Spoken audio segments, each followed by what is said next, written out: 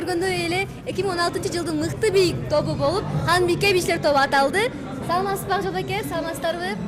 Куттуктайбыз. Маанайларыңыздар кандай? Маанай бая 5 болот эле, азыр 10 болуп кетти. Албетте.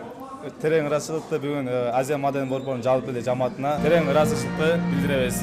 Мыкты бий группасы Ханбике алга. Ханбикенин кыздары бийди сүйкүм чебери, эсте калсын бул күнүм кумарланткан денени. Шаттык менен ырлары Ханбикенин кыздары, жалын чачып бийлегин кыргыз элин сен дагы, жалын чачып бийлегин